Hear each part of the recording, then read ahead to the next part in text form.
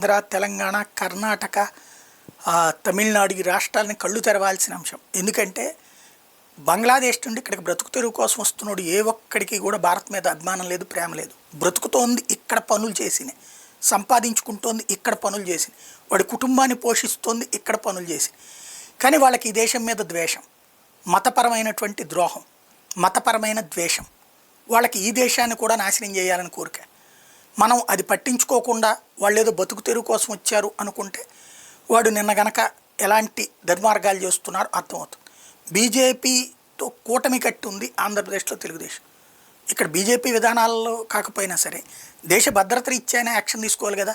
మనం తిరంగా ర్యాలీలు చేయడం good, at the same time ఇక్కడ మన కళ్ళెదురుగుండా ద్రోహులు ఉంటున్నారే, వాళ్ళ మీద సీరియస్గా దృష్టి సారించాలి, బంగ్లాదేశీని తరిమేయాలి, రోహింగ్యాని పంపించేయాలి.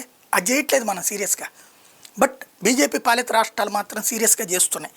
తాజాగా 1,001 మంది బంగ్లాదేశీలు రోహింగ్యాలు రాజస్థాన్లో దొరికారు. 376 మంది మగవాళ్ళు, 284 మంది మహిళలు, 341 మంది పిల్లలు.